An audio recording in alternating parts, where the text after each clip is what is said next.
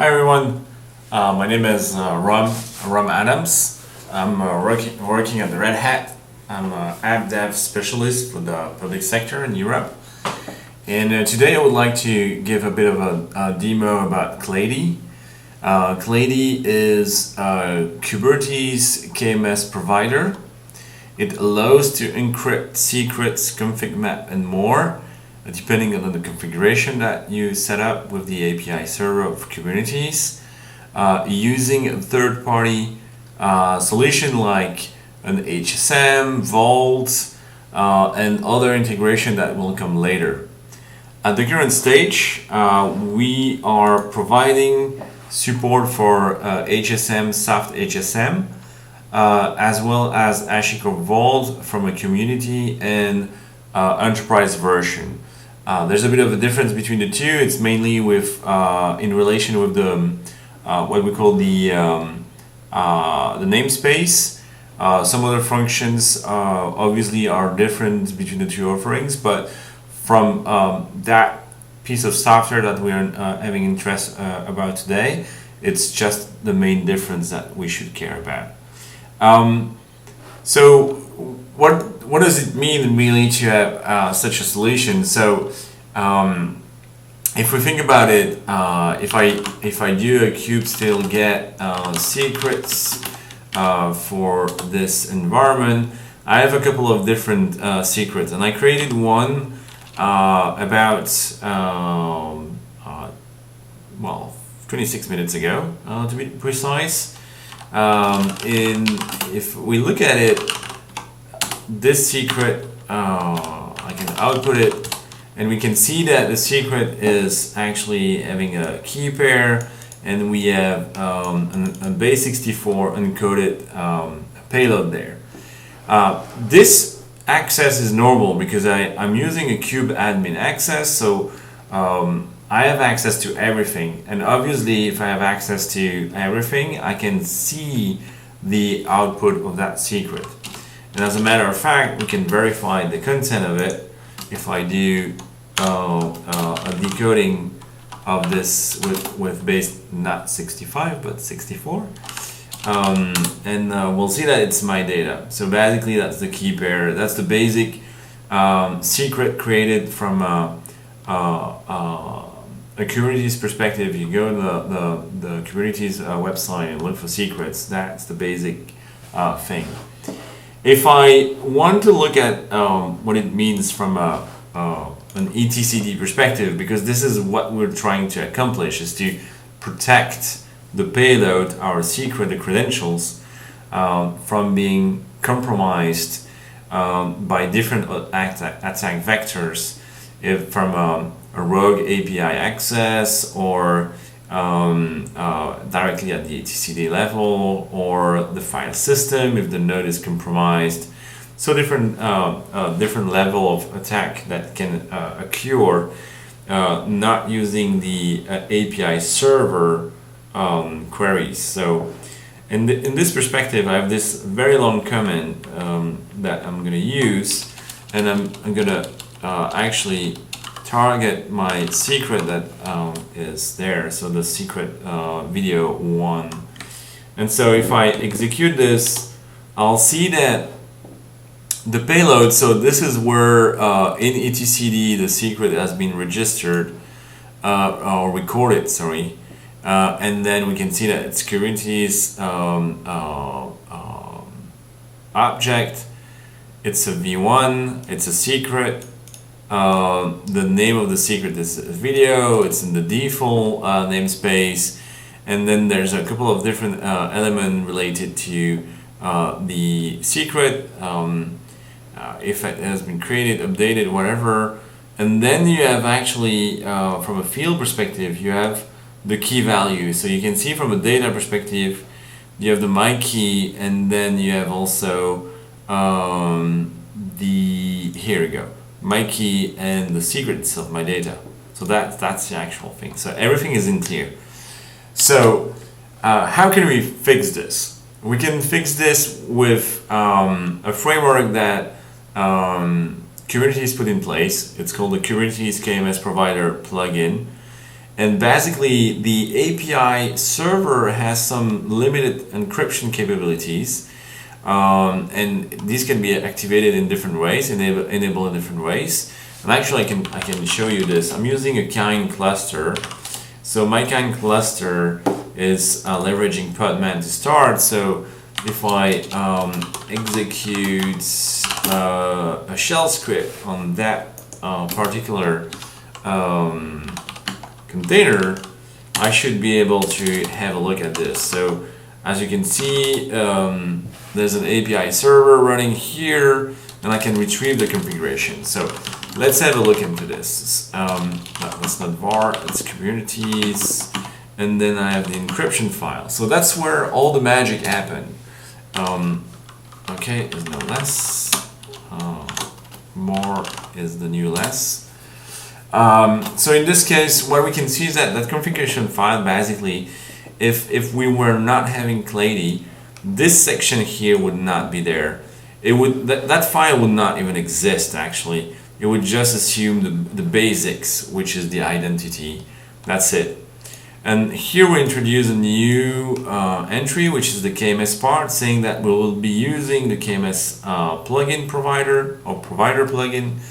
And here in this case, we'll be using Kleidi. This is the socket of the gRPC server, which is running on the control plane. As a matter of fact, we can have a look into this in a moment, but that's where the API server can interact with the Kleidi process. The order here actually is quite interesting, because in this case it means that any new secrets coming in will be encrypted. We'll see that with the KMS. However, if it has not been encrypted, we'll be able to go and see if there's an existing non-encrypted version for that secret in question. If I remove this, then everything will be encrypted and will require to have been encrypted to be actually readable. So that's something to consider. So I was mentioning the socket. This is something actually that has been configured, and this is where my socket is. And actually, from an overall deployment perspective, and I can do this here. Actually, let's first finish the configuration part of the API server. So this file is a file that will be used from an API server perspective. So if I look at the manifest of my Kube API server here, I will see that in this section, let's see, here we go. That's the section that has been added to enable the encryption provider, and that's the reference to the file in question. There's a reload parameter here that allows to restart automatically the API server if that file has been modified. And that's really important to keep this, because that allows you to avoid any manual action from a process perspective and a service perspective. So each time you do a modification of the file, it will be reloaded with from the API server perspective. Very handy. But that's it. And there's a couple of other things that has been configured, and actually there's one here that I'm using. It's not necessarily like this that you want to load the configuration from Kleidi for Kleidi. So this is the Vault configuration, which should be mounted there. And if I do a cat of that file, it's not a big file. So this is the configuration for Kleidi to connect to the Vault.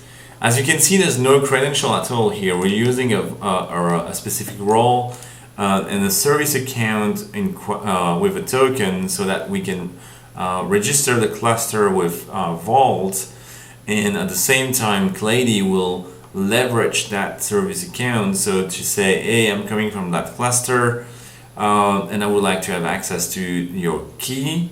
And in that case, Vault will dial back to the cluster and verify the identity. And if everything is fine, then Vault will grant access to Kleidi to the key in question. So that's the kind of setup in question. So here with the transit key, that's something which is configurable. So it might be whatever you want. So it could be, that's something you set up in Vault. So it could be my super key, it could be my whatever. And then the role is basically linked to a policy that allows Kleidi to read the information of the key in question and be able to update some information also. And this is really important. That's where we define the actual information from a token perspective to bound the role with the service account in Kubernetes and the token in question. So if we want to have, I mean, from this side we're done. It's just an overview of it. If I want to have a look at the SA, so the service account from Kleidi, if I'm not mistaken, this is Vault. Oh, sorry. So you can see there's I can output this. This is a service account that has a token assigned to it. We don't see the secret name here. I don't think so. No.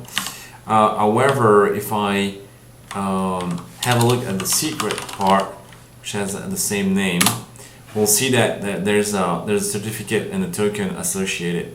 Those are rotating, so those are not long-lived token.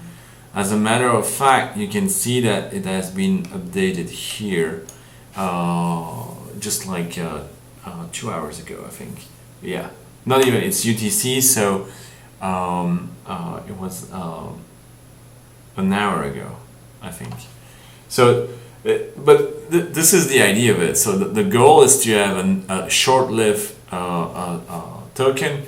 Could be, you can set up whatever you want from a timing perspective, but here it's set up by default, so it just like survived like this. That's it, you know. Actually, I think it's if I remember well, it might be 72. Yeah, it's 2 hours. So it's 70 to 100 seconds. It's 2 hours. So that's fitting.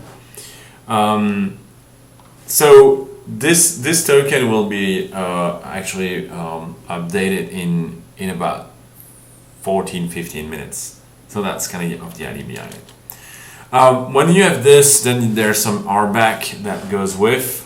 The RBAC is there to kind of make sure that there's not too much access to the different things. So we're trying to reduce the ability for the service account to be leveraged for doing any other things.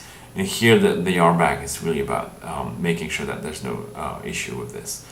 So that you cannot leverage the actual token to do something else.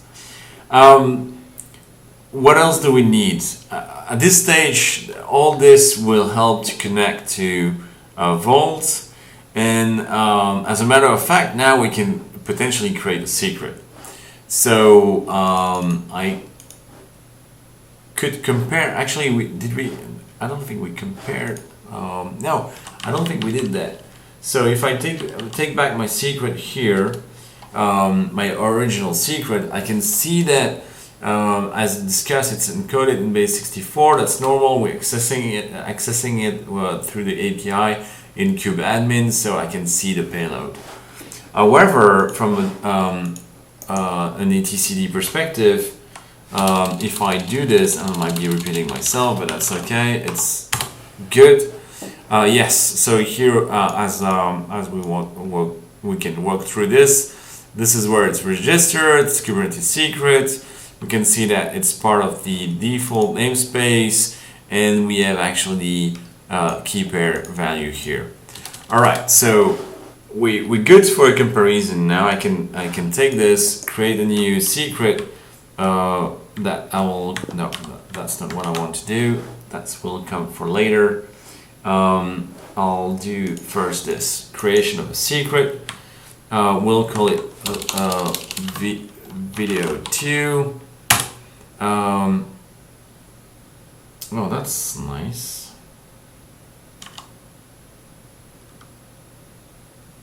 Oh, yeah. I'm a bit of a nice person here. Alright, here we go. So now I created my secret, video 2. If I get the output of it, because I'm QAdmin, I can still see it's the same payload, so it's the same base 64 encoded string. But if I go and dump this from an etcd perspective, then I have a totally different thing. And here we can see that it's registered at the same location. It's a secret payload in the default namespace, and the name is video 2.